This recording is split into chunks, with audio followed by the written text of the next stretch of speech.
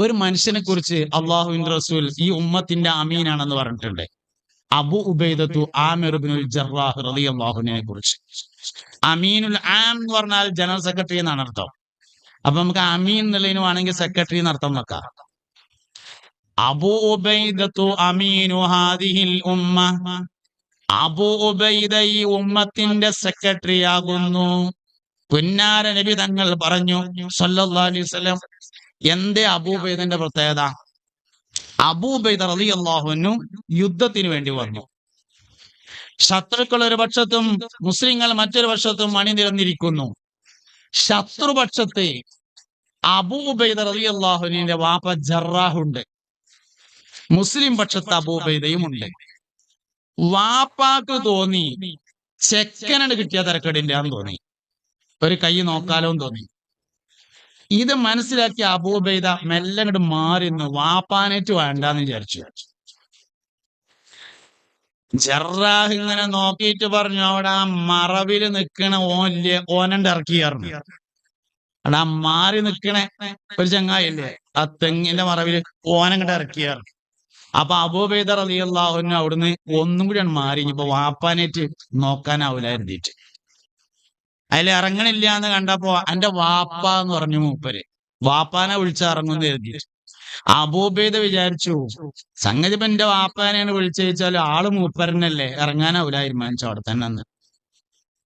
അതിൽ ഉമ്മാനെ ചീത്തറിഞ്ഞു, എന്റെ ഉമ്മ തള്ളാന്നൊക്കെ പറഞ്ഞു. അതിൽ അബൂ ഉബൈദ റളിയല്ലാഹു അൻഹു വിചാരിച്ചു, സംഗതി ഇപ്പൊ എന്റെ ഉമ്മാനെ പറഞ്ഞാച്ചാലും മൂപ്പര പെണ്ണുങ്ങളാണല്ലോ, പറഞ്ഞോട്ടെ വിചാരിച്ച് ഇറങ്ങിയില്ല. മുസ്തഫായ നബി സല്ലല്ലാഹു അലൈഹി വസല്ലമ തങ്ങളെ പറയാൻ വേണ്ടി ഇങ്ങോട്ട് ഒരുങ്ങിയതേ ഉള്ളൂ. അബൂ ഉബൈദ റഅ്സുൽ ജറാഹ്, ഒരു ചാട്ടം ചാടുന്നത് കണ്ടു. പിന്നീട് നോക്കുമ്പോൾ അബൂ ഉബൈദയുടെ കയ്യിലുണ്ട് വാപ്പയായ ജറാഹിന്റെ തല. അപ്പൊ പറഞ്ഞതാണ് അബൂ ഉബൈദത്തു അമീനു ഹാദിഹിൽ ഉമ്മ. അബൂ ഉബൈദ ഈ ഉമ്മത്തിന്റെ അമീനാണ്, ഈ ഉമ്മത്തിലെ ഏറ്റവും വലിയ വിശ്വസ്തനാകുന്നു. ജോർഡാനിലാണ് അബൂ ഉബൈദ റളിയല്ലാഹു അൻഹുവിന്റെ ഖബറുള്ളത്. അള്ളാഹു അവരുടെയൊക്കെ കൂടെ നമ്മളെ ജന്നാത്തുൽ ഫിർദൗസിൽ ഒരുമിച്ച് കൂട്ടി തരട്ടെ. മുഅ്മിനീങ്ങളെ, അപ്പോ രിദ്ദത്തിന്റെ കാരണങ്ങൾ ഗൗരവം കുറഞ്ഞു വരുന്നുണ്ട്. അതിലെ ഏറ്റവും പ്രധാനപ്പെട്ടതാണ് മുസ്തഫായ നബി സല്ലല്ലാഹു അലൈഹി വസല്ലമ തങ്ങൾ ഒരു മനുഷ്യന്റെ ഖൽബിൽ നിസ്സാരമാവൽ. ലോകത്ത് അല്ലാഹു എന്തെല്ലാം നിഅമത്തുകൾ നൽകിയിട്ടുണ്ടോ ആ നിഅമത്ത് മുഴുവനും പുന്നാര നബിനെ കൊണ്ട് കിട്ടിയതാണ്. അല്ലാഹു ഞമ്മക്ക് നിസ്കാരം തന്നിട്ടില്ല. നിസ്കാരം മുഹമ്മദ് നബിക്ക് കൊടുത്തിട്ട് സല്ലല്ലാഹു അലൈഹി വസല്ലം നബി തങ്ങൾ ഞമ്മക്ക് തന്നതാണ്. അല്ലാഹു നമുക്ക് ഖുർആൻ തന്നിട്ടില്ല. ഖുർആൻ അല്ലാഹു നബി തങ്ങൾക്ക് കൊടുത്തിട്ട് നബി തങ്ങൾ നമുക്ക് തന്നതാണ്. അൽഹംദുലില്ലാഹില്ലദീ അൻസല അലാ അബ്ദിഹിൽ കിതാബ വലം യജ്അൽ ലഹു ഇവജാ. ഖുൽ ഇൻ കുൻതും അലാ റൈബിൻ മിമ്മാ നസ്സൽനാ അലാ അബ്ദിനാ ഫഅതു ബിസൂറത്തിൻ മിൻ മിസ്ലിഹി. മുസ്തഫായ നബി സല്ലല്ലാഹു അലൈഹി വസല്ലം തങ്ങൾ കൊടുത്ത ലോകത്ത് എന്തെല്ലാം ഫളായിലുണ്ടോ ആ ഫളായിൽ മുഴുവൻ നബി തങ്ങളെ കൊണ്ടുണ്ടായതാണ് സല്ലല്ലാഹു അലൈഹി വസല്ലം. വെള്ളിയാഴ്ചയുടെ ഫളായിൽ എന്താ? മുഹമ്മദ് നബിയുടെ ഫളായില്. തിങ്കളാഴ്ചയുടെ ഫളീലത്ത് എന്താ? മുത്ത് നബിയുടെ ഫളീലത്ത് തന്നെ. ഈ സ്ഥാപനത്തിന്റെ ഫളായിൽ എന്താ? പുണ്യ നബിയുടെ ഫളായില്. സാലിം ഫൈസിക്ക് എന്തെങ്കിലും ഫളായിലുണ്ടെങ്കിൽ അത് മുത്തുനബിനെ കൊണ്ട് മാത്രം കിട്ടിയതാണ് സല്ലല്ലാഹു അലൈഹി വസല്ലം. ലോകത്ത് എന്തെല്ലാം ഫളായിലുകളുണ്ടോ ആ ഫളായിൽ മുഴുവനും നബി തങ്ങളെ കൊണ്ടുണ്ടായതാണ്. എന്നതൊന്നും അള്ളാഹു തആല നമുക്ക് തന്നതല്ല. ഞമ്മക്ക് അള്ളാഹു തന്നത് മുഹമ്മദ് നബിനെ മാത്രമാണ് സല്ലല്ലാഹു അലൈഹി വസല്ലം. ബാക്കിയൊക്കെ നബി തങ്ങൾക്ക് കൊടുത്തത് സല്ലല്ലാഹു അലൈഹി വസല്ലം.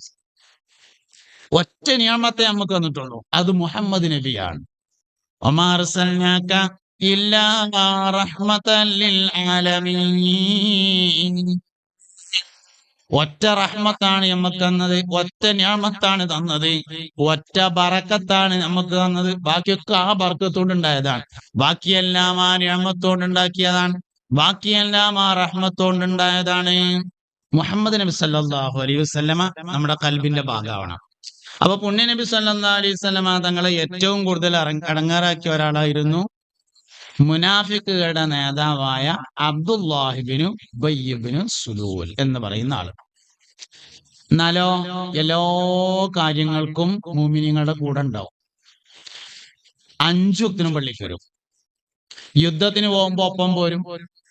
നബിതങ്ങളും സഹാബത്തും ഏതെങ്കിലും വഴിക്ക് പോകുകയാണെങ്കിൽ അതിന്റെ ഒപ്പം ഉണ്ടാവും മൂപ്പര് മണിയട്ടിങ്ങാണ്ട് എല്ലായിടത്തും ഉണ്ടാവും. ആള് മുനാഫിക്കാണ്. ആയിഷ ബിബി റളിയല്ലാഹു അൻഹയെ കുറിച്ച് വ്യഭിചാര ആരോപണം നടത്തി. അത് ഇയാളാണ്, അതേ ആള്. ഉമ്മഹാത്തുൽ മുഅ്മിനീനിൽ പ്രധാനിയാണ്.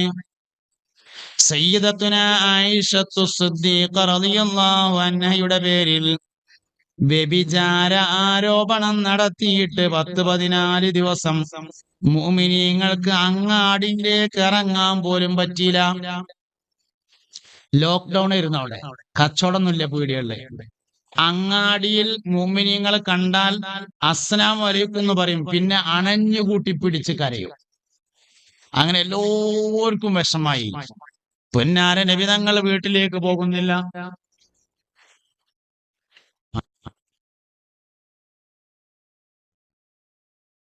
പൊന്നാര നബി സല്ലല്ലാഹു അലൈഹി വസല്ലം തങ്ങൾ കുറെ ദിവസം വീട്ടിലേക്ക് പോണില്ല.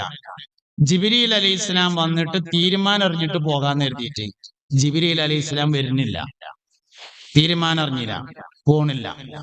അസ്ർ നിസ്കാരം കഴിഞ്ഞാല് ആയിഷ ബിബി റളിയല്ലാഹു അൻഹ താമസിക്കുന്ന വീടിന്റെ അടുത്ത് കൂടെ ഒന്നിങ്ങനെ പോകും. അപ്പോൾ വേലക്കാരിയെ കാണും. വേലക്കാരിയോട് വീട്ടുകാരിക്ക് കുഴപ്പമൊന്നുമില്ലല്ലോ എന്ന് ചോദിക്കും. ഇല്ല എന്ന് പറയും. അങ്ങനെ തന്നെ പോരും. സയ്യിദുനാ ജിബ്രീൽ അലൈഹിസ്സലാം വന്നില്ല. അവസാനം ജിബ്രീൽ അലൈഹിസ്സലാം വന്നു. ആയിഷ ബീവി കുറ്റവിമുക്തയായി. അങ്ങനെ എല്ലാ കാര്യങ്ങളിലും നബിതങ്ങൾക്കും സഹാബത്തിനും പ്രതിസന്ധി ഉണ്ടാക്കിയിട്ട് കൂടുള്ള ആളാണ്. കൂടെ അല്ലെങ്കിൽ നമുക്ക് ആ നിലക്കാണ് കരുതായിരുന്നു. ഇത് ഉള്ളിലുണ്ട്, എന്നാലോ എല്ലാ സംഗതിക്കും ഇടങ്കോലിട്ടും വേണ്ടതാണ്. അതാണ് ഇയാള്. എന്നാൽ നബിതങ്ങളുടെ ഒരു പ്രത്യേകത ഉണ്ട് സല്ലല്ലാഹു അലൈഹി വസല്ലം. ഇയാൾ മുനാഫിഖാണ് എന്ന് അറിയാമെങ്കിലും ആരോടും പറയില്ല, ഒരാളോടും പറയില്ല. പുണ്യ നബി സല്ലല്ലാഹു അലൈഹി വസല്ലം തങ്ങള് ആ വിഷയം ആരോടും പറയില്ല. അപൂർവമായിട്ട് സ്വകാര്യത്തിൽ ചിലരോട് പറഞ്ഞിട്ടുണ്ടായിരുന്നു. ഹഫ്സ ബിബി റളിയല്ലാഹു അൻഹയോട് ഒരിക്കല് മദീനത്തെ മുനാഫിഖുകൾ ഇന്ന ആൾക്കാരൊക്കെയാണെന്ന് പറഞ്ഞിട്ടുണ്ടായിരുന്നു. ഒരു സംഭവം ഉണ്ടായി. ഒരിക്കല് മദീനത്തെ പള്ളിയുടെ മുമ്പിൽ ഇങ്ങനെ സ്വഹാബത്തൊക്കെ ഇങ്ങനെ നിൽക്കുകയാണ് റളിയല്ലാഹു അൻഹു. അങ്ങനെ പിന്നെ അബൂ ഹുറൈറ റളിയല്ലാഹു അൻഹു ഈ സ്വഹാബത്തൊക്കെ ഇങ്ങനെ വട്ടത്തിൽ നിന്ന് സംസാരിക്കുന്നതിന്റെ ഇടയിൽ വന്നിട്ട് പറഞ്ഞു, മുസ്തഫായ നബി സല്ലല്ലാഹു അലൈഹി വസല്ലമ മദീനത്തെ മുനാഫിക്കുകളുടെ പേര് ഹഫ്സ റളിയല്ലാഹു അൻഹക്ക് പറഞ്ഞു കൊടുത്തിട്ടുണ്ട് എന്ന് പറഞ്ഞു. ഈ വർത്താനം അങ്ങോട്ട് പറഞ്ഞ് മുഴുവനായില്ല. പിന്നെ നോക്കുമ്പോ ഉമർ ഖത്താബിനെ കാണാൻ കൂടെ ഉണ്ടായിരുന്നു. എവിടേക്ക് പോയി നോ കാണാനില്ല. മൂപ്പര് വേഗത്തിൽ ഹഫ്സ ബീവിന്റെ അടുത്ത് ചെന്നു. എന്നിട്ട് ചോദിച്ചു, ഇവിടെ മദീനത്തെ മുനാഫിക്കുകളുടെ ലീസ്റ്റ് തന്നിട്ടുണ്ട് എന്ന് കേട്ടു, അതൊന്ന് തരുമോന്ന് ചോദിച്ചു. ഹഫ്സ ബീവി പറഞ്ഞു തരൂല. ഞാൻ മൊബൈലിൽ ഒന്ന് ഇങ്ങനെ എടുത്തുങ്ങാണ്ട് തരണ്ട, അവിടെ പിടിച്ചാ മതി എന്നിങ്ങനെ. തരൂല തരൂല ഒരു നിലക്കും കിട്ടൂല എന്ന് കണ്ടപ്പോ അവസാനം ഞാൻ അങ്ങോട്ടൊരു ചോദ്യം ചോദിക്കട്ടെ ചോദിച്ചോളിയാ.